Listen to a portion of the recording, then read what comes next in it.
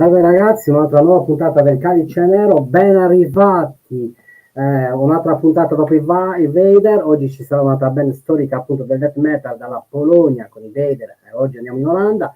Salutiamo Tony, saluto Denti in alto, ciao Admer, grandissimo, grazie mille appunto della tua preziosa collaborazione. C'è Margrave Anarca appunto in sottofondo appunto per gestire la situazione regia, e oggi appunto Admir andiamo a scoprire il mondo Sinister. Mister Adi. Un attimo, eccolo qua. Perfetto. Hello everybody. Ok. Hello Adi. Hi. Allora, partiamo subito con la prima domanda. I Sinister, se li facciamo entrare con prepotenza, con una violenza inaudita all'interno di un libro, questo libro però deve descrivere la musica artistica dei Sinister in chiave horror dall'inizio, dalla fine del libro fino ad arrivare alla metà del libro. Quindi l'inizio non esiste, ma esiste solo una fine e una metà. So if Sinister has to be put inside on an horror book, let's say, and they have to be put into this book from the second half of the book itself, and they have to be put in with some sort of aggression put in. Which book can describe this kind of idea that's going to be shown for Sinister?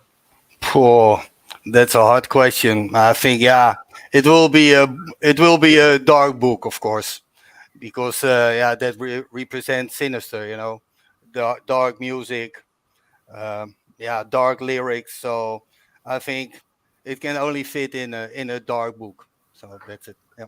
So basically, there's no right book to be put in. Just in general, the mood.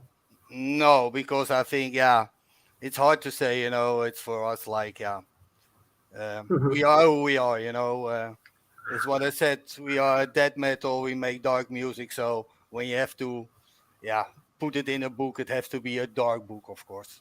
Yeah. Ok. Yeah. Quindi praticamente non ha di per sé un libro che possa descrivere questa cosa, perché dice loro fanno musica oscura, quindi un libro in generale oscuro, perché appunto loro sono quello che sono e non si rivedono dentro un qualcosa di specifico, se non appunto nel genere in sé. Vai Adima. Allora, io volevo chiedergli come mai hanno deciso di iniziare la loro carriera nel 1990 con uno split, Where is Your God Now, piuttosto che con magari un demo, un EP o direttamente con un full length, come magari molti fanno. So, my question is, contrarily to to most of the bands at the time back in the early 90s, you've decided to start the Sinister career by releasing a split album rather than a demo, an EP. And why this choice? No, we did a demo. Okay. Yeah, so we did one demo and Okay. one promo tape for record companies, and then after this the split came. So we did one original demo tape. Okay. Yeah. Okay. What brought you, if I may ask, to Nuclear Blast in the first place, and then in, I think, 2008 you got to Massacre Records? Correct. Why did you split up with them, if obviously there's the possibility to know that? Yeah, of course, no problem to tell for me. You know, like of course, it's great to be on Nuclear Blast. It's a major label. They have so much possibilities to push the bands, you know, to a higher level, to play on the right festivals and everything. But we came to I think that Nuclear Blast came to a point that they only kept the bands who were really, really important for them, you know, who were really great sellers. And so, they came probably we didn't sell enough anymore. So, but they didn't let us go with empty hands, So they helped us with a new record deal, and that was by Maestro Records. It's awesome. Yeah. Praticamente alla prima domanda, quindi quella relativa allo split, ha detto che in realtà ci sarebbero una demo tape e un promo tape che sono usciti prima di quello split, solo che non compaiono. E poi gli ho chiesto appunto, loro hanno iniziato dal primo full sotto Nuclear Blast, però sono passati nel 2008 con Massacre Record e gli ho chiesto come mai questo cambiamento. Praticamente ha detto che all'epoca la Nuclear Blast, presume lui, abbiano deciso di tenere le band che vendevano di più, le grosse band. Ovviamente è stata una grandissima esperienza poter lavorare con loro, però ho detto probabilmente non vendevamo abbastanza e ci hanno allontanati, diciamo, però non ci hanno allontanati a mani vuote, perché li hanno aiutati a trovare un altro contratto discografico che appunto è quello che è risultato essere poi Massacre Records. Ok, allora nel 1992 uscì appunto Across the Streets, se non ricordo male appunto il primo full length appunto dei Sinister. La copertina è veramente molto diretta, con, se non vedo male, un teschio, quindi color rosso, fuoco. Io voglio chiedere appunto a Adri, quale sarebbe stato il luogo perfetto per un live per questo full length all'interno di un vulcano quasi a mettere a repentaglio la vita appunto dei musicisti stessi, un mattatoio oppure all'interno della terra? Cosa vuol dire? Cercare di fare un live dentro una bara enorme e lì appunto creare una chicca mai fatta dagli altri. Okay, the question is, back in 1992, you released the first full-length album, Cross the Sticks. Yes. And you've noticed the artwork, which is straight to the point with the burning skull. And if you have to play that album right now, and you have to pick a place between, for example, being next to a volcano, or maybe in a slaughterhouse, or actually closer to the core of the heart. So basically put into a casket and put underground. What place would you pick for this live show, for the album? Oh yeah, maybe then it will be an old ruin, because a ruin, it's old, so and the record is old, so that will be fit pretty cool together. And I think that would be the right place to be. And when I still listen to this record once in a while, to be honest, not too much anymore, but then I think the ruin would be a good place. Ok, praticamente lui ha detto che tra i posti che hai proposto non ci sarebbe di per sé il posto adatto, perché lui dice ora come ora ci vedrei piuttosto delle vecchie rovine, perché dice che comunque è un vecchio album e che quindi comunque ci sta bene anche proprio come locazione. Ha detto che comunque ogni tanto è un album che ancora oggi sente, però dice appunto sente che è vecchio, quindi ha detto sì, le rovine ci stanno molto bene come posto. Vai Adri. So, talking about Cross the Sticks, Yes. you've played drums on that album, and what brought you to play drums in the first place? Not just for Sinister, but in general. What are your influences, and what brought you into playing metal drums? That's a pretty funny story, to be honest. Like, Ron and me, we started back in the day, Sinister. We were really good friends, and we are still in contact. we were always together, like really like young kids. We started listening to metal together, like I don't know, Motorhead, Raven, Merciful Fate, all this old stuff. And yeah, like two young guys, you start dreaming about maybe we can also play in a band.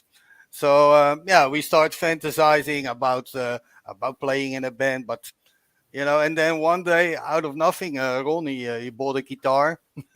So he said to me, "Now, Adri, now you have to play drums. Otherwise, we have no band." I said, "Yeah, but I don't want. I also want to play guitar." He said, "No, no, no. Otherwise, we cannot play." So it's a really funny story, but it's really the truth. So then I bought the drums and like no idea what I had to do, because I had no musical lessons or nothing.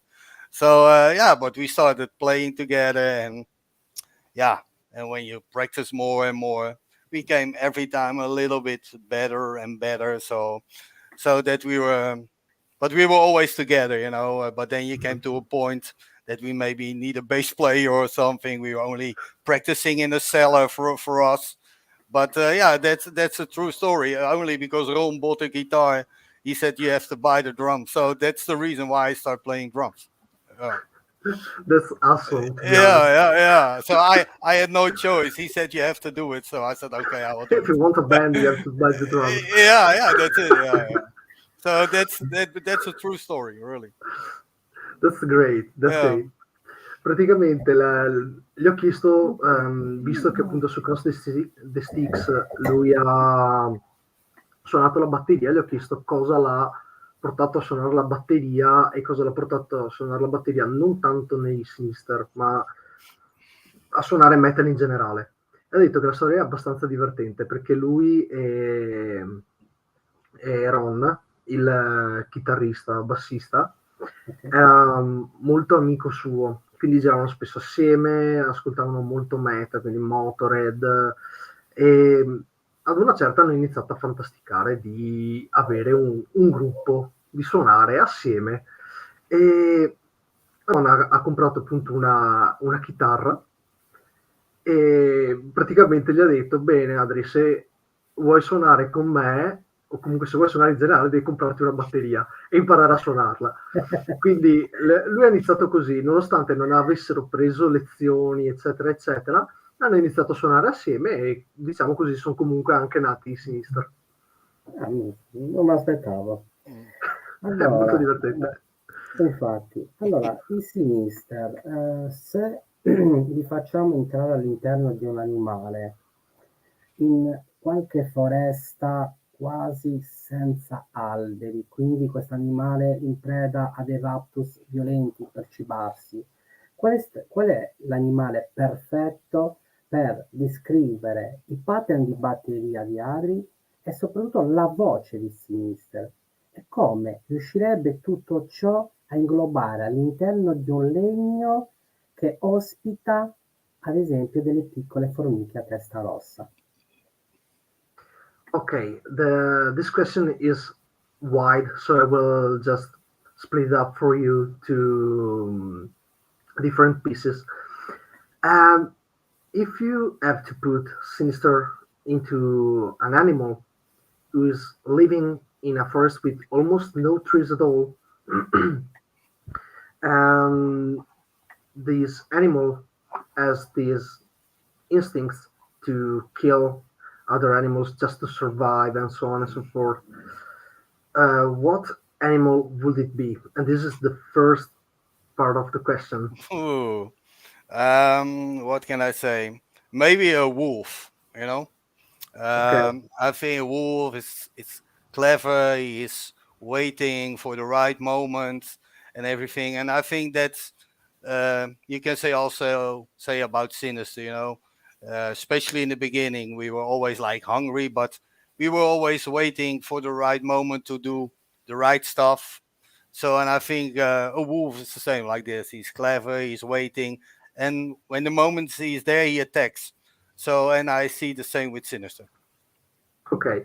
Mm. And starting from the wolf, do you think that this animal is also compatible with drum patterns that you used to compose back in the day, and as of today, with the vocal lines you're putting out for Sinister? Yeah. I don't know. Everything what I made with the drums or do with the singing, it comes from the heart. It's like I've. It's hard to compare this with Animal or I. When I get the music, I try to do my stuff on it, and I hope that it sounds really well and that the other guys will like it. That's it. It's hard to say about this because what I said, I try to make what I do. I try to do it good as possible, and I try to satisfy myself, and of course the guys from the band. And after this, of course, I can hope that also the fans or other metalheads will like what I do or what I created. Ok, Mm. cattivo maestro, posso richiederti di ripetermi la parte quella relativa al legno, cortesemente? Ok, perfetto. Allora, per il legno invece, come riuscire, in che legno andrebbe a descrivere appunto la musica dei Sinister? E le formiche all'interno della testa rossa potrebbe essere inglobato all'interno delle parti vocali di Sinister, come animale anche. Okay, so the last part of the question, which I forgot, to be honest, is there the possibility to pick up like a wood, a type of wood that can describe the music of Sinister in a way?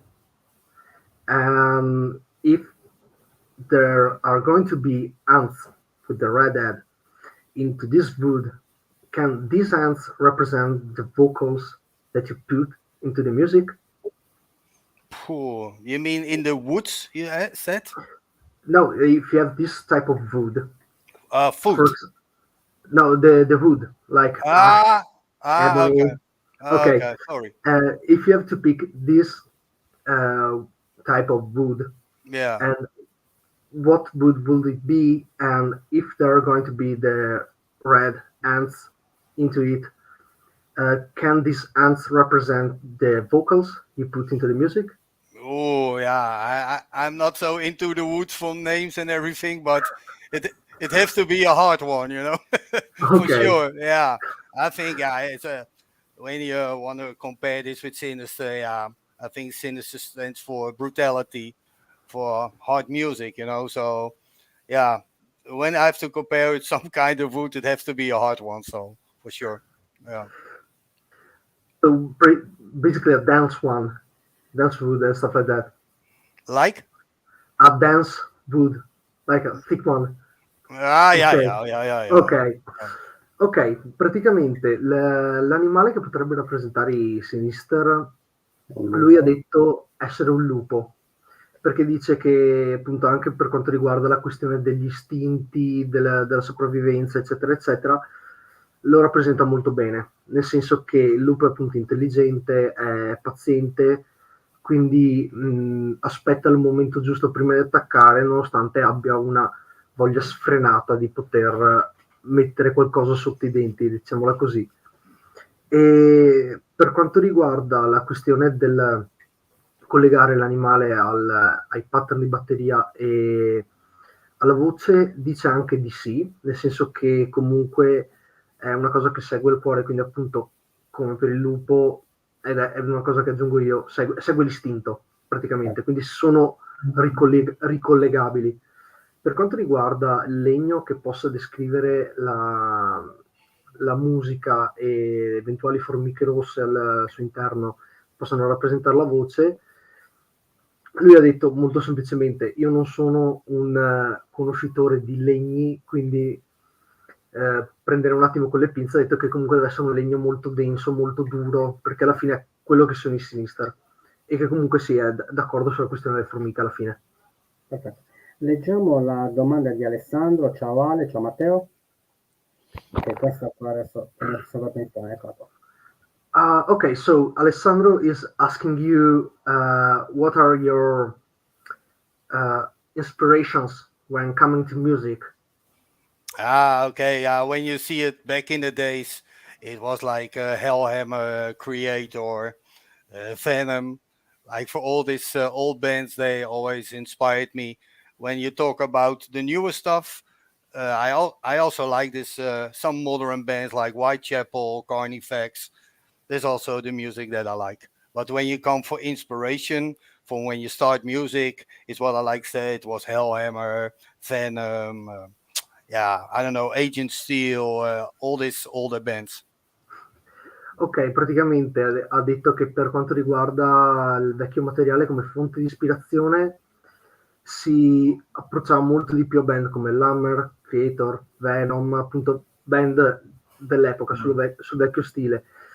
Al momento, e onestamente è una cosa che mi ha stupito, band come Whitechapel e Carnifex, pur rimanendo comunque collegato alle radici, quindi appunto Agent Steel ha anche aggiunto, eccetera.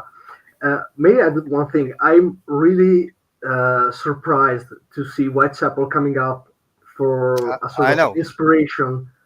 No, I mean it's like inspiration. I mean with the old bands, but I also for when I speak about now, Mhm. I also listen to this kind of bands. I mean, you know, it's not that Okay. that I only listen to Hellhammer or Venom or No, no, no, you no, no. know, that's more what I meant. So yeah. Yeah, but Yeah. it was nice to see a deathcore band. Yeah, but I'm really a fan of the vocalist from Whitechapel. I think he's great. The vocalist from Carnifex is great. This low and Mhm. screaming stuff, and it's especially Carnifex. They are really brutal, and I like that, you know. Yeah. And Whitechapel changed a little bit. So I prefer more the older stuff from them because that's more fast and brutal. But yeah, I like it, you know. So it's not that I only because I play old school death metal with my band. It doesn't say that I only listen to this, you know.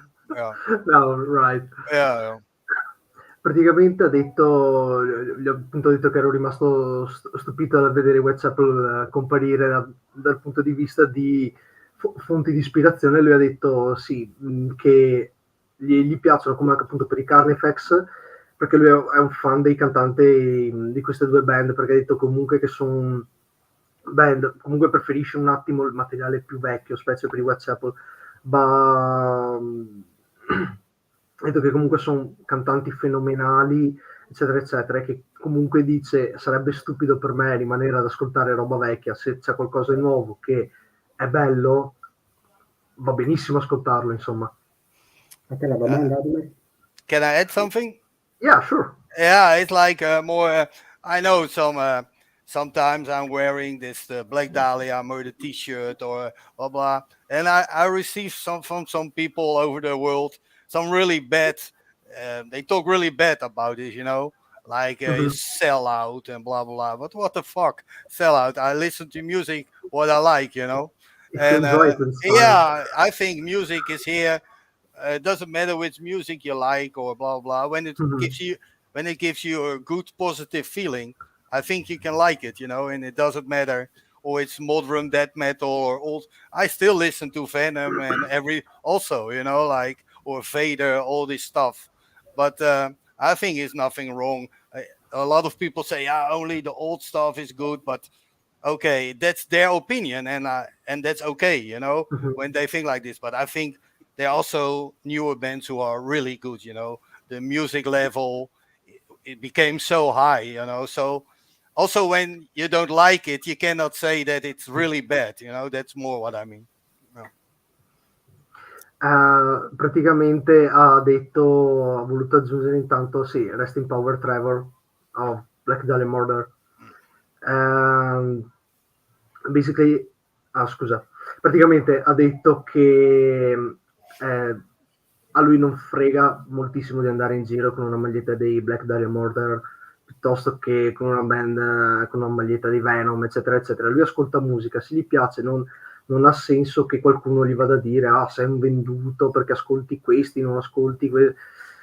La musica è musica, va ascoltata tutta e se gli piace tanto meglio, insomma, lui ha voglia di, diciamo così, supportare quelli che sono i gruppi che gli piacciono, non gli frega niente da quel punto di vista. A te la domanda, Adimar, che non hai fatto ancora. Ok, volevo chiedergli, diciamo, i piaceri nascosti, visto che stiamo parlando di cose un attimo un pelo più distaccate da quello che è Sinister.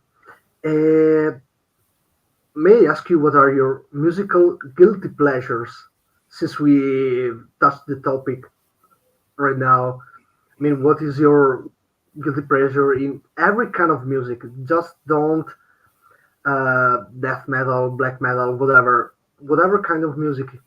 Nah, to be honest, like 95% of the music that I listen is metal. Okay. Yeah, it's true. Yeah, I know that a lot of people say, you will only like this, you're not open for other music. But I think it's not true. I think metal has so much genres. I think when you listen, when you listen to Judas Priest, or you can listen to, I don't know, Vader, or it's all it's all about taste. Want to say so, but Mhm. what I said, for me, it's 95% is for me. I listen to metal, and yeah, sometimes, yeah, maybe there's a song from other kinds of music that you like, but it's not really that I really listen to different genres than metal. To be honest, Okay, yeah. For okay, me, metal is the best music. So yeah, okay, nice. yeah, yeah. Praticamente ha detto che è un pelo difficile perché comunque lo ascolta al 95% metal, quindi ha fatto anche appunto il gesto di dire molti diranno che ascolto solo quello, ma in realtà cioè lui ha detto che il metal è figo, sostanzialmente, quindi non va troppissimo al di fuori, sì, magari c'è qualcosa che gli piace al di fuori del genere, però non ha appunto un piacere nascosto anche al di fuori del genere, lui ascolta tutto in egual misura. Saluto Luigi De Malvento che ci sta seguendo. Allora, invece la domanda che voglio porre a Adri, ritorniamo proprio agli anni 90, appunto nei primi anni dei Sinister appunto vengono formati. Ehm, che ricordi ha in quegli anni degli addetti ai lavori, quindi zincartacee, quindi zero webzine, zero YouTube, quindi zero poca tecnologia rispetto ad adesso. Quindi quanto era difficile, ma allo stesso tempo divertente e vera passione nello scriversi tra i musicisti, fare i primi live, i primissimi live, l'emozione che c'è appunto esibirsi davanti alle persone. Che cosa attualmente invece ha sfasciato tutta questa come si può dire, questo misticismo? Attualmente è un qualcosa che c'è a livello sempre di underground oppure è morto qualcosa grazie alla tecnologia? Okay, so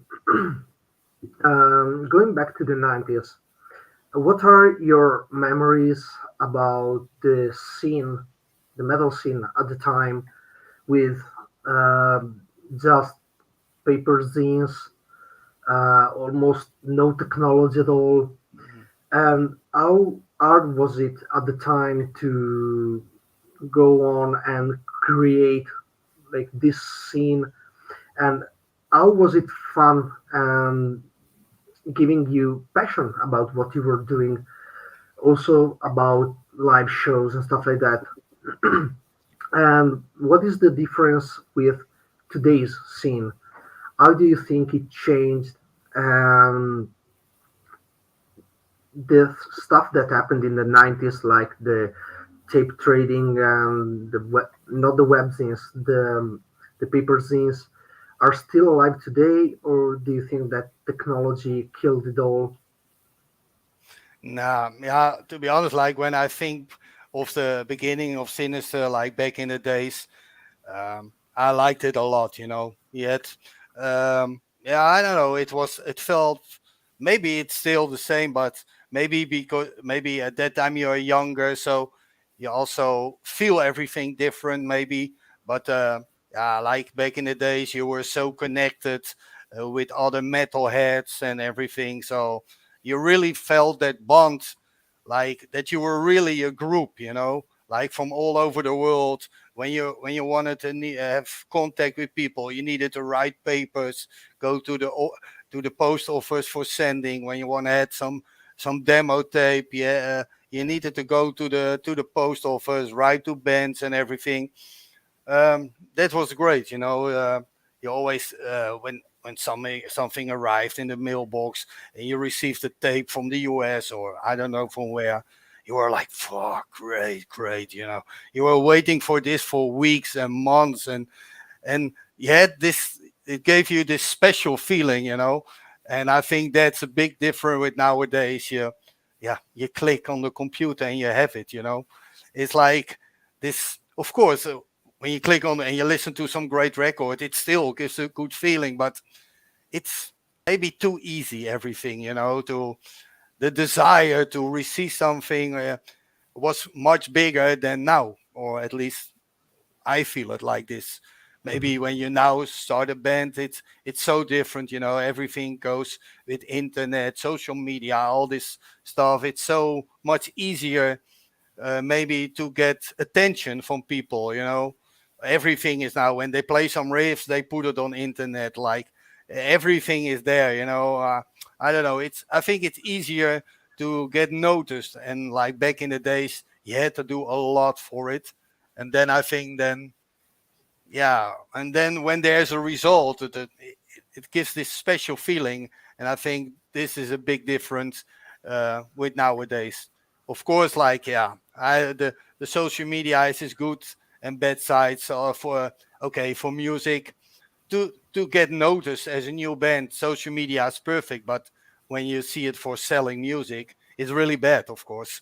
You know, like I see, like when Sinister were back in the days on Nuclear Blast, we sold so much more records than now, because when our record comes out 1 day later, it's for free on internet, you know. So why should you buy it? And when you can get it for free, people will not buy it anymore, you know. Only the real diehards or the real fans will buy it. And most of the time, the people who still buy records or CDs are more the older people, you know, above 30. They have a little bit more money to spend. Like when you are younger, you have not so much money and you want to go to a concert or blah, blah, blah.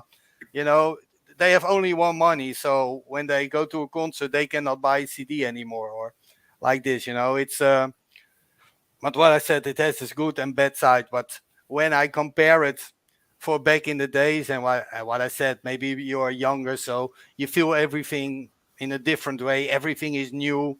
That's. I think that was a great time, you know. So I think back on this with good memories.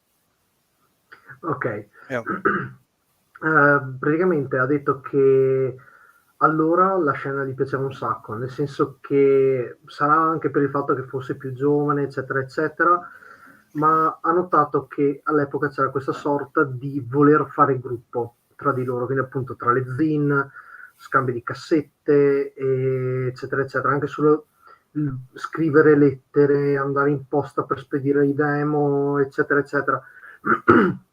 E anche proprio il fatto di riceverli era emozionante all'epoca, perché ho fatto l'esempio, magari ricevi una cassetta dagli Stati Uniti, dici, cavolo, ho aspettato settimane per questa cassetta, è finalmente arrivata. E invece ha detto che appunto adesso c'è molta più facilità di accesso, quindi è forse troppo facile, nel senso che ti basta andare un attimo sulla rete, cerchi 2 secondi, pigi 2 tasti e ci sei. Detto che crede sia molto colpa dei social per quanto riguarda questa caduta non tanto delle vendite in sé, perché ha detto anche delle vendite, dopo entro un attimo nel dettaglio, ma anche proprio dal punto di vista di promozione. Cioè, se tu dovevi cercare all'epoca qualcosa che fosse qualcosa che fa per te, invece adesso in 10 minuti puoi scoprire 50 band, per dire. Detto appunto, quel desiderio è andato scemando negli anni. Detto, i social sono buoni per promuoversi, non per vendere musica, nel senso che puoi scrivere 2 riff, metterli online e il gioco è fatto. Invece ha detto, appunto, per quanto riguarda le vendite, ad esempio, che prima che ci fosse tutto l'avvento dei social, anche solo i Sinister vendevano molto di più rispetto a quanto vendono adesso. E questo per una questione di esce l'album, 2 giorni dopo è già disponibile a gratis in rete. Quindi a questo punto la gente non è neanche più invogliata a comprare, dice tanto ce l'ho gratis, cosa me ne faccio? Ha detto che comunque c'è gente che compra, però parliamo di gente che è sulla trentina, giù di lì, perché hanno più possibilità economica, hanno anche più modo di seguire queste cose, mentre i giovani non hanno, dice che appunto magari non hanno la stessa economia, eccetera, eccetera, quindi non si permettono neanche di poter andare ai concerti perché non riescono. E comunque appunto all'epoca secondo lui era molto molto più divertente. Allora, saluto l'Askio Production, che appunto saluta anche Adri, saluto appunto a Giuseppe Zingaropoli e saluto anche Alec che ci segue dal Santiago del Cile, Sud America. Grandissimo, un abbraccio. Allora, a te Adimel la domanda, prego. Sì, allora, la mia domanda è principalmente su cosa l'ha portato intanto a cambiare lo strumento, perché appunto è iniziato come batterista, poi è diventato cantante. E volevo chiedergli quali sono principalmente le sue influenze da un punto di vista di testi, nel senso cosa lo porta a scrivere i testi dei Sinister. Okay, my question is divided in 2 sections, actually. The first one is what brought you to stop playing drums for Sinister and focusing on vocals? Yes. And the second one is what are your influences when coming to writing lyrics for Sinister? Okay, like now, I will start with the first one. To be honest, I was playing drums for so long time, and I think when you play instruments and you practice a lot, you want have the feeling that you get better, and otherwise you get the feeling that you practice for nothing, because I was practicing a lot, but I came to a point that I have the feeling that I didn't get any better anymore, and then you were watching on internet and you see all these young guys, they were playing like crazy, so good. I was like, fuck, I will never be able to good like this. So because, to be honest, and when I had this feeling that I didn't get better, I lost motivation. Like I I saw in the when I was feeling that I lost motivation, I started sometimes skipping practicing. I was saying, "Ah, guys, I'm tired," or like this, only because yeah, he had not so much mood anymore, and that's of course not cool. So I had to make the decision, yeah, because I was lucky because it's my band, so I was able to make my decision. I was also when I was playing drums, I always enjoy singing. I always liked. So I was like, we came to a point that there was some problems in the band, and it was always with singers, to be honest. So, and then we spoke, and I said, yeah, maybe we can solve the problem with the singers. So because I lost motivation with drums, maybe I can start singing, and we are looking for a new drummer, So, and yeah, everybody was okay with this. Yeah, they said, yeah, it's your band, so if you want, you can do what you want, So, and yeah, to be honest, I never regret this decision. Never, I when I started singing, it felt good. I felt relieved, that I left the drums behind me. It was a hard decision because you were playing for so long time, and people and fans only see you like Adri behind the drums. It's full of. But yeah, I was like, it was enough for me. So like what I said, the decision to take vocals was a good one, and still today, it's a good decision, and I still enjoy it a lot. So I also, because when you lose motivation in music, and that's not good because it's my biggest passion. So, and I didn't want that this happened. So I'm happy that I do the singing now. So it turned out pretty well for us. So yeah, not only because of the singing, but everything turned out really good, you know, with the new drummer. Oh, a new drummer. He's already now for a long time with us, but you know, it's okay. And to be honest, with when it comes to lyrics, I never did. So it's always somebody else who do the lyrics. Okay. So Okay. for now, Toop, our drummer from Sinister, he is writing already now for many years all the lyrics. He asked me, Adri, do you think it's okay that I like to write the lyrics, because I really enjoy this and I like to make stories and everything. And I said, yeah, for me it's okay, you know. But so I have no problem with this when it's good lyrics and it fits to the music, all the words. It's okay. So he sent me the lyrics, I get the music, and I put myself, or I create all the vocal lines, and yeah, and then that's how we do it, you know. So when it comes to lyrics, I was never the man. Yeah. Ok. Yeah.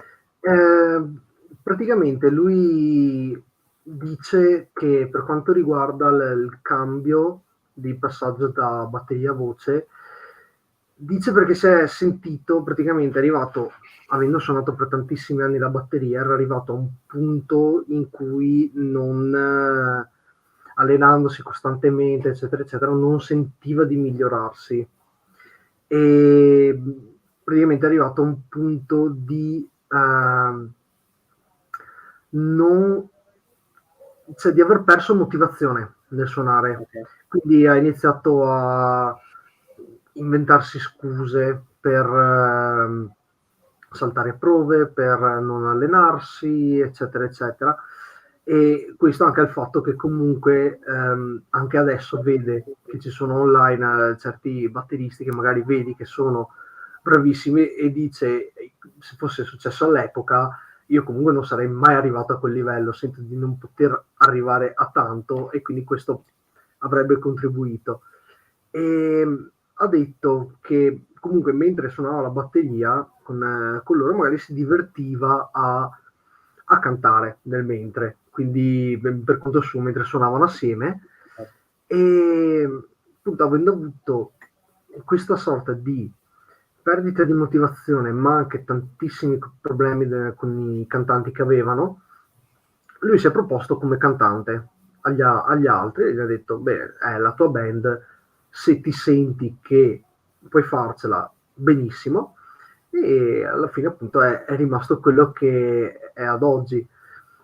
Ha detto che non rimpiange minimamente la scelta, nel senso che quello che fa adesso gli piace e dice non volevo arrivare a un punto dove avevo perso tutta la motivazione per suonare la batteria, perdere la motivazione per la musica e mollare tutto di conseguenza.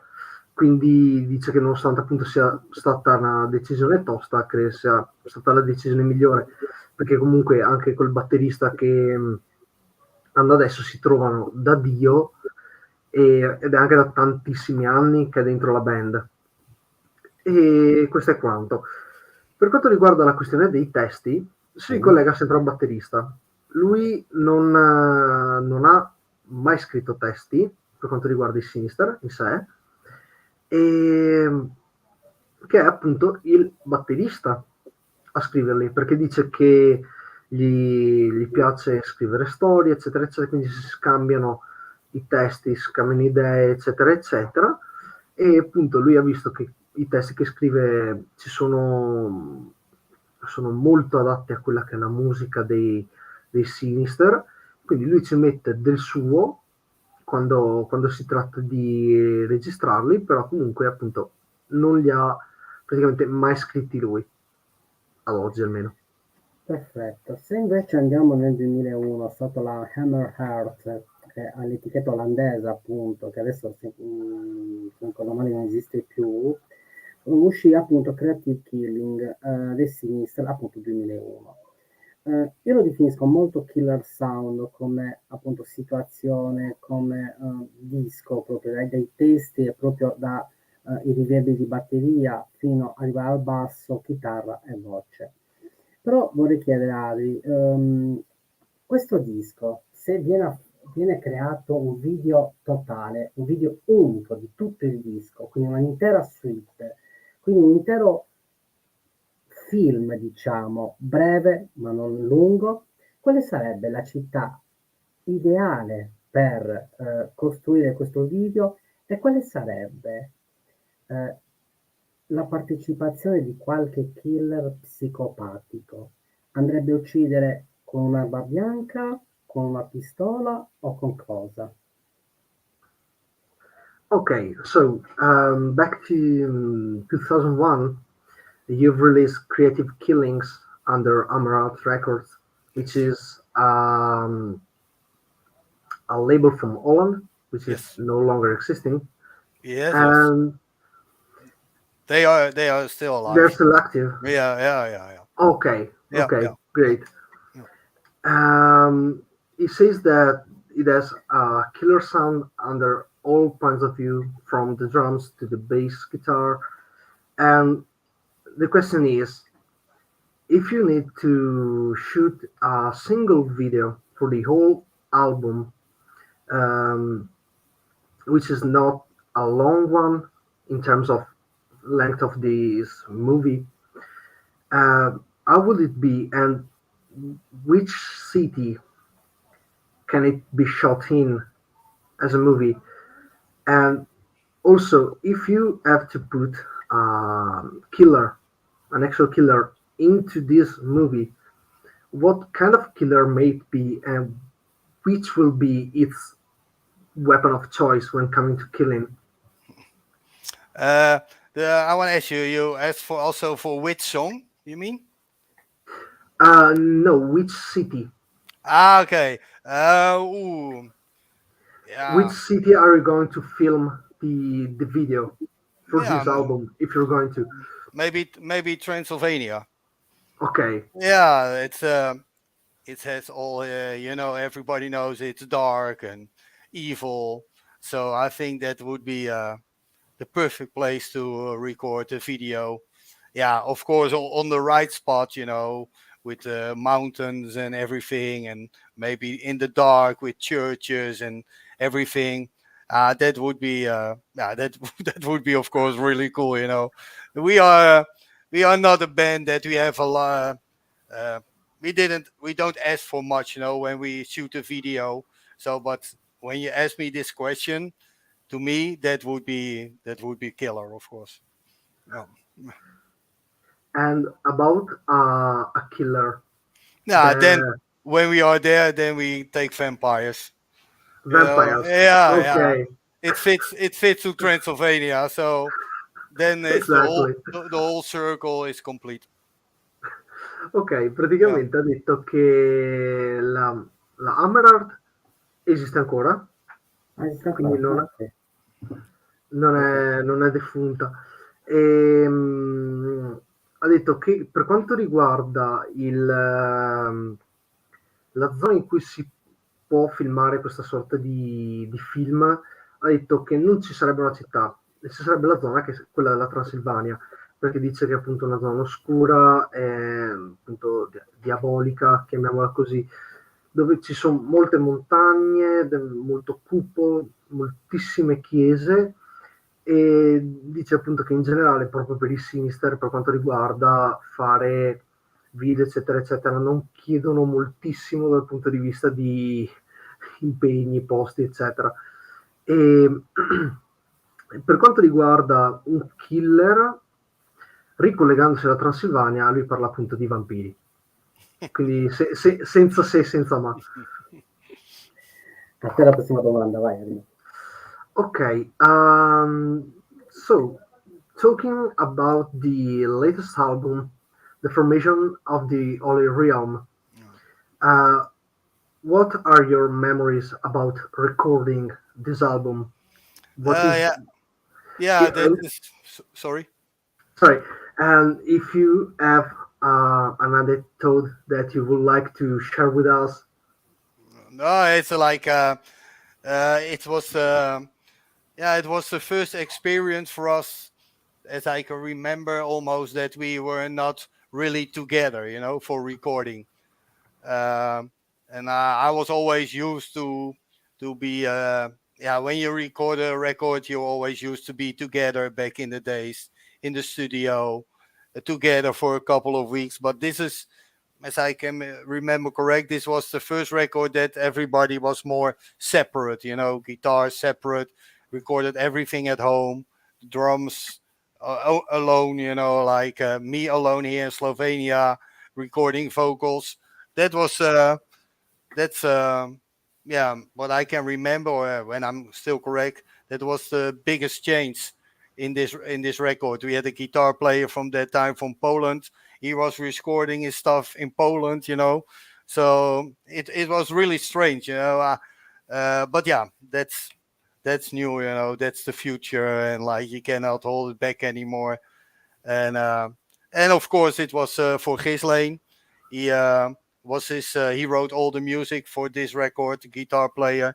So he wrote the whole record. So that was also a big achievement. For him, it was the first time that he was like in charge for all the music, and I think he did a great job. So I think when I look back, everything is quite positive, So I have no bad feelings. Yeah.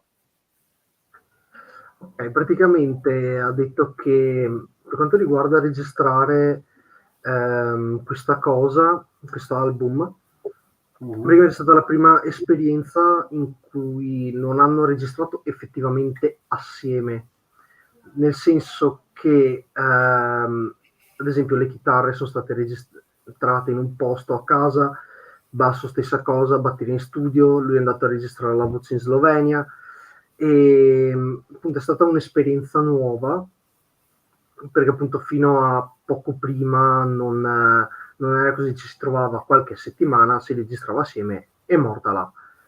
E questo tra l'altro è stata un'esperienza molto positiva per loro, anche perché il chitarrista era in carica di scrivere tutto l'album, quindi tutto l'album è stato scritto da lui, ed ha detto che appunto molto soddisfatto del risultato, che ha detto non tornerebbe indietro, nel senso che comunque il futuro è questo, quindi ha detto tanto vale, diciamo così, cavalcare l'onda. Allora, salutiamo Roberto Toderico, grandissimo, Org, un gruppo di Italia che appunto ci sarà una news track nelle prossime puntate del Calice Nero, e leggiamo la domanda di Apsicatum, non una domanda ma un'affermazione, prego. Okay, so Abisanctum is asking, I remember when you guys played with Impaled and Benediction in '96, you've been devastating with 8 in Italy, and you were great. You've been the best, and you took a place in my heart for the entire existence up to now. Yeah. What can I say? It's a really big compliment, of course. Yeah, it's like I think it's like when you can make somebody, let's say, so happy, or so, that he enjoy your music so much. That's for me the biggest achievement you can get. I think that's the reason why you're a musician, of course, to enjoy yourself what you're doing, but when you can make other people so happy with your music, that's for me the biggest reward. Yeah. Praticamente ha detto che ringrazia tantissimo per i complimenti, perché comunque dice è sempre un onore, non tanto da musicista ma come persona, ricevere complimenti per quanto riguarda quello che fai, e appunto ringrazia tantissimo sostanzialmente. Vabbè, i complimenti se li meritano completamente. Sì. Leggiamo la domanda di Alessandro. Yeah, so the next question is, in which peculiar place are you willing to play live with Sinister? For me, it doesn't matter, man. Like, as long we can play live, I'm happy, then I'm satisfied. This is also the reason why we do it. Making new music is stressful, because we are now busy with record number 16, so it's hard to, how do you say, it's not really hard, but you want to at least make a good record that people expect from you, you know. So and with playing live, it's full enjoy, you know, like when the sound is good and the people like it. So then it doesn't matter for us where we play, big stage, small stage, as long we can play and we're playing well, we enjoy it a lot. So it's not that we have this particular place. I think, to be honest, the big festivals is great, you know, for playing, for exposure for your band.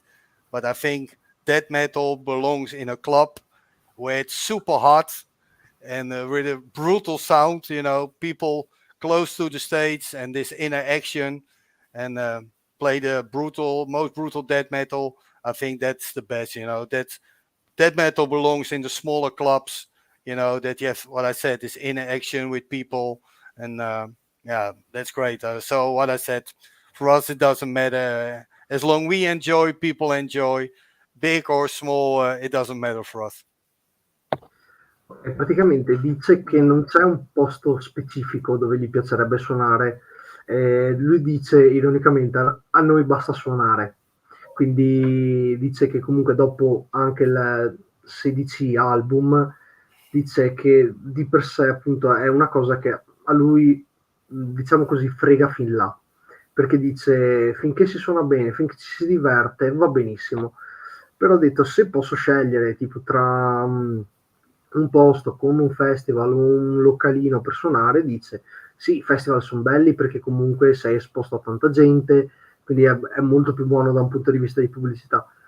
Però ho detto una frase molto specifica, dice il death metal è fatto per i club piccoli, quindi dove c'è gente attaccata, dove c'è, mettiamolo in maniera molto diretta, dove c'è casino, quindi dove ci si diverte parecchio. E appunto questo è quanto. Gli risulterebbe anche difficile trovare un posto particolare dove poter suonare. Allora lo dico io, venite in Sardegna a suonare e saremo tutti veramente felici e contenti. Il cattivo maestro is saying that you can come to Sardinia to play if you want a peculiar place. Yeah, okay. In the back garden. Yeah. Okay. Allora, vuoi fare un'altra domanda? L'ultima? No, vai pure tu. Vai. Vai pure tu. Vai, prima te, poi. Okay. So my question now is, what are the plans for the future for Sinister? Yeah, it's like what I said. We are recording now the new record, so and yeah, then we start playing live. You know, that's what I said. That's why we're doing this. We make a new record, and we like to promote this record with playing live shows much as possible. And it doesn't matter where for us. Yeah, that's for us. It's hard to go on tour because of private lives. You know, it's not that we don't want, but it's hard. Like, yeah, we all have families and everything. So, of course, it would be cool to be on a nice tour. And who knows? We never say no. You know, when something comes our way and everybody's able with work and families, we shall do it. You know, but for us, we concentrate now on the new record and always on the separate shows. So next month we do 2 shows, like on Friday and Saturday. Sunday go back home and Monday working again. So yeah, this is the most of the time how we do this. So it's what I said. We concentrate on the new record and we hope to play live as much as possible. You know, so that's why we are in the business. Ok, praticamente ha detto che in questo momento stanno registrando il nuovo materiale e hanno già degli show in programma. Ha detto che appunto il mese prossimo hanno un paio di show in programma, appunto fanno venerdì, sabato, domenica tornano a casa e lunedì ritornano a lavorare. Nel senso che comunque loro cercano di tenersi quanto più attivi possibili sotto ogni fronte, diciamo, quindi anche dal punto di vista di show sicuramente ci saranno molti show in programma, eccetera. Poi correggimi se sbaglio, la domanda, gliela voglio fare io, la domanda che fa appunto Org, poi correggimi se sto sbagliando qualcosa di me. The demand Org Black Metal, what's your opinion about the Italian metal scene? Scene. Sì. Yeah, okay. Like I know that Italy has a lot of good bands, you know. So yeah, what can I say about this? From the bands that I know, like Anthropophagus, you know, all these kind of bands, yeah, they are great, you know, like also the bigger bands. To be honest, of course, I'm more into death metal, so I follow more this, like, I'm not so into black metal. Of course, I like some bands a lot, Marduk and Dark Funeral, but like smaller bands, I don't know so much. But as far what I know from Italy, they have such great bands, and to be honest, I have of most of the bands I have CDs at home, and I listen it a lot, and they give me a lot of joy with their music, so it's good. So I've seen you have an Hour of Penance T-shirt. Yeah, they are. Yeah. I love them. This is what I mean. This is the perfect mix of technique, speed, power, brutality. I think they have it all. You know, they are Mhm. absolute great, and I think they deserve much more exposure than they get. You know, I think they are, for me. It's like this is Champions League death metal. You know, they are great. So yeah, it's true. They have everything, you know. So when it's up to me, they would deserve more. But maybe it's also up to the guys, you know. Maybe they are happy how they do the band like this. Maybe they don't want to play too much, or you know, maybe they have different lives. But when I only see it music wise, they are top notch. So really great. Sasso. Yeah. Praticamente ha detto che per quanto riguarda la scena italiana non ha un'opinione, nel senso che lui ascolta tantissimo musica underground, eccetera, eccetera. Si focalizza comunque, nonostante ascolti, come dicevamo prima, 95% di metal, dice mi concentro molto più sul death. Ovvio ci sono gruppi magari anche sul versante più sul black che gli piacciono, mettiamoci in mezzo i Dark Funeral, però detto che anche per quanto riguarda la scena italiana non ha un nome. Di Mago Mortis? Non ti sento. Cosa è successo? Non ti sento, Adime. Non ti sento più. Non so cosa è successo. No, non ti sento. Non ti sento. No. Ok? Prova? Niente, non ti sentiamo più, No. Adima. Abbiamo I don't. perso. Cosa è successo? Un attimino, vediamo un po' se riusciamo a recuperare appunto Adimir, la voce, vediamo un po' se si risolve il problema.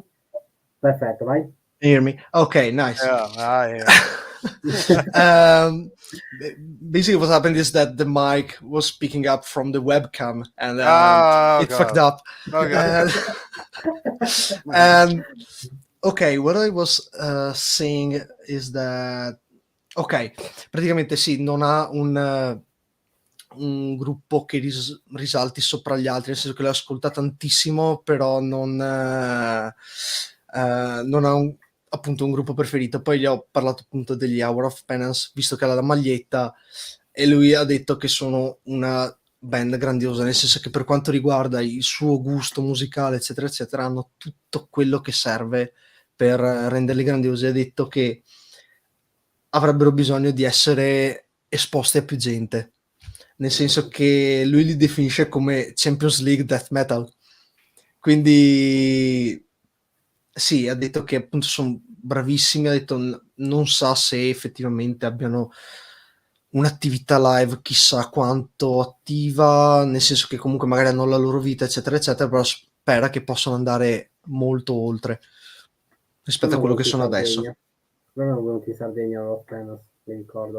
Di Mago Mortis li conosce? Giusto per... Do you know Imago Mortis, by any chance? Okay, which name? Imago Mortis. I don't know. Maybe when I hear the music, but I don't know. For now, I don't know. Sorry. Ok, no, niente da fare. No. Ok, dai, leggiamo l'ultima domanda di Alessandro, poi faccio la bevanda e chiudiamo la puntata, e così non disturbiamo più appunto a puntarli. Vai. Okay, so this question from Alessandro is: which musician from the scene who is no longer with us are you missing the most, and do you think that is missing in the metal scene? Ooh, yeah, probably then it would be, of course, Chuck from that, you know. Mhm. I think it's maybe a cliche, but he, of course, he is laying the ground with death metal for all bands, you know, also for Sinister. I think then it's Chuck for sure. You know, he's such an innovator of this music. Probably with Possessed, one of the first real death metal bands. So I admire him a lot. Since I was always inspired by his music, the first T-shirt from Sinister is totally rip off from that. So yeah, it's a shame that he's not longer with us, but. Because he was such a great musician with great music. So yeah, then I would choose him. Ok. Oh. Praticamente ha detto che come musicista dice sicuramente Chuck Schuldiner, nel senso che per quanto riguarda lui, per quanto riguarda i death in generale, sono stata un'ispirazione sia per lui che per i Sinister in generale, nel senso che anche proprio i design delle primissime magliette erano completamente copiate spudoratamente da loro, quindi ha detto che sicuramente è una delle persone che manca di più nella scena metal in generale. Quello pienamente d'accordo. Se vi dico Natron e Bulldozer? Non ho capito il primo nome. Natron e Bulldozer? I know Natron. I know them. Fantastic. Yeah. I know Max pretty well, the old drummer from them. I know him pretty well. Yeah. Allora, in Cile c'è un nuovo fenomeno che porta il metallo nelle strade. Puoi leggere solamente questo, Arimer, di Alex? Sì. So Alex is saying that in Chile there's a new phenomenon that's stating metal on the streets and residual public places like under bridges, etc. And he says that's an experience that you may have lived when going to Chile. And what do you think about it? You talk about an experience from us? Yeah. Ooh, I cannot remember that really well, to be honest. So I don't know. Yeah. So I cannot say anything about it. Yeah. And what do you think? He also says like that's something that you may be living more close to you than obviously to Chile about something like this. What's an experience that you may have had about degradation in public places? Yeah, to be honest, I don't understand so really well the questions, you know? Oh, no worries. So basically, if a urban degradation that may have happened close to your place where you're living at the moment. But and what degradation? Degradation. What does it mean? What does it mean? Like ruining of the streets. Okay. This kind of thing. A downfall, sort of saying. Yeah. And is there something that you may have experienced as well near to you? No, yeah, maybe in my old city, you know. I'm original from Rotterdam, from Holland, of course. Yeah, that's there. Like there, I have this extreme riots once in a while, you know, and I really hate that. But yeah, what can you do? Yeah, that's probably the only bad thing that I know. You know, I never had any problems, and now I live in Slovenia in the mountains with almost no people. So yeah, here is like really peaceful. So no, I've not really bad experience with this. No. Ok, quindi praticamente dice che non ha chissà quante esperienze, perché appunto lui è originario dell'Olanda, ma adesso vive in Slovenia. Ha detto che all'epoca c'erano delle lotte per strada che accadevano di tanto in tanto, che possono essere considerate come quel degrado di cui si parlava prima. Però di per sé anche adesso vive in una zona relativamente pacifica dove praticamente non c'è gente, quindi... Ok. Ricordiamo un'altra band, appunto, giusto per il Roberto Diritto, gli Undertaker, grandissimi di Napoli, grandissima band, from death metal, veramente mostruosa, mastodontica, perché veramente una band che ha seminato tanto e raccolto pochissimo, non ho mai capito il perché ho veramente una band che ammiro particolarmente tantissimo. L'ultima domanda invece per Adri è la classica domanda del Calice Nero: qual è la bevanda perfetta per far sì che i Sinister vengono degustati in maniera sublime all'interno del palato, con un retrogusto amaro, dolciastro, ma che brucia gli organi fino a deteriorarli? So this is the typical question that is asked while closing the live stream. Okay. And since Il Calice Nero in English means the black chalice, the question is about drinks. If you need to pick a drink, an alcoholic drink, that can be tasted while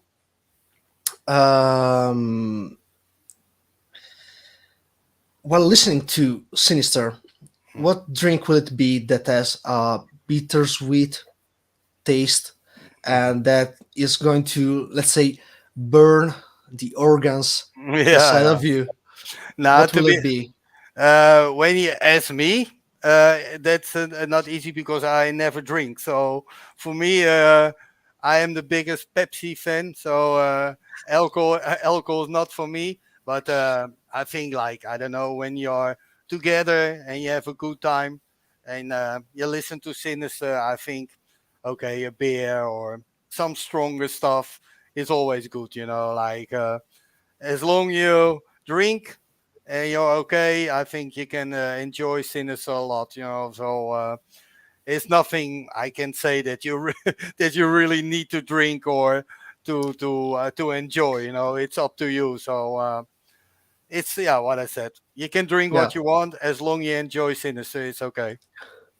Ok, praticamente ha detto che per quanto riguarda lui di per sé, non essendo amante di alcolici, ha detto se fosse per me una Pepsi basta e avanza, nel senso che nel senso che appunto dice però se magari sei in compagnia eccetera eccetera, magari una birra o anche qualcosa un po' di più può andare bene, però ha detto più da un punto di vista generale, nel momento in cui ti diverti ad ascoltare i Sinister puoi bere qualsiasi cosa tu voglia, non c'è un limite praticamente. Ok, perfetto. Allora, congediamo Adri, grandissimo, veramente, grazie alla tua disponibilità, perché è stato un onore per noi, appunto, il Calice Nero, come canale piccolo, ma abbiamo avuto veramente una band che stavo seguendo già da molto tempo per portarlo nel canale, finalmente siamo riusciti, è veramente stato un onore. Grazie veramente ancora, un in bocca al lupo per tutto. Thank you. Per il live, appunto per il nuovo disco, veramente un grandissimo abbraccio a te e a tutta la tua famiglia. E volevo ricordare una cosa, i Sinister suoneranno in Italia il sabato 16 luglio al Eresia Festival a Resia, Udine. Suoneranno assieme a Cannon Fiber, Hatred, Hellcrash, Sepulchral, Dipron e Dark Pulse, quindi siateci, in poche parole. Okay, so thank you for staying here with us for this hour, more than an hour. Yeah, no problem at all. It has been fun. So thank you again. Thank you for everything that you've done until now, and good luck with Sinister and everything live related, studio related. So thank you again. Yeah, you guys also, thanks a lot for this. It's I'm thankful for that people are still interested in my band after so many years. It gives me the motivation to continue. So I'm really happy that you invited me, and thanks a lot. Thanks again. See you guys. See you. Ok, Ciao. ciao Ali. Ciao. Ciao. Allora, perfetto. Ok, ragazzi, oggi è andata, non ho fatto casino, non male. Allora, ricordiamo solamente 2 secondi i prossimi eventi e poi ce ne andiamo. Allora, ricordo che appunto la puntata con gli Eight è stata spostata, non ci sarà domani, ma sarà venerdì appunto il 27 dalle 21 alle 22, quindi non cambia niente il mio orario. E poi andando avanti ci saranno i Dark Tranquility il 2 di gennaio, mi raccomando non perdetevi questa puntata, e poi vi ricordo qualche puntata così al volo, vediamo un pochettino. Allora, già annunciati Sudden Death il 26, band death metal, poi ci saranno a luglio, ci saranno gli Unscapped Black Metal from Svezia, i Sodom il 14 di luglio, e il 26/07/2022 ci saranno niente poco di meno che gli Dismember. E poi un'altra chicca. Dopo i Dark Tranquility non potevo mancare di The Gates il 13/07/2022. Ricordo anche Hecate Edizioni, appunto che è sponsor anche della Giornata Fanzine, ci sarà una bella chiacchierata con Sara. Poi il 16 ci sarà l'Argonauta, appunto un'etichetta italiana, etichetta nonché dei Diru, etichetta specializzata in house lounge, doom e quant'altro. Allora, ringrazio veramente di cuore Admir per il suo Grazie a te. operato eccellente, è stato veramente un piacere, ci vediamo appunto venerdì a rompere appunto i coglioni al prossimo, che ci divertiamo un casino. Allora, saluto il Margrave Anarca che in sottofondo appunto ha fatto la regia, infortunato, ma ha fatto veramente un ottimo lavoro, impeccabile come sempre. Salutiamo tutti ragazzi, veramente Alec che ci segue da Santiago del Cile, e poi anche Roberto Federico, un abbraccio forte a Roby, Orge, tutti, a Alessandro, un nuovo appunto ospite del Calice Nero, che ci fa molto piacere di avere anche nuovi seguaci. Grazie a tutti ragazzi, e vi dico solo una cosa, che il grande spettacolo non si fermerà mai, e oggi c'è stata la prova come ieri con i Vader. Saluto Peter, e poi il sacro codice d'onore 000 e la morte vi renderà liberi. Fanculo.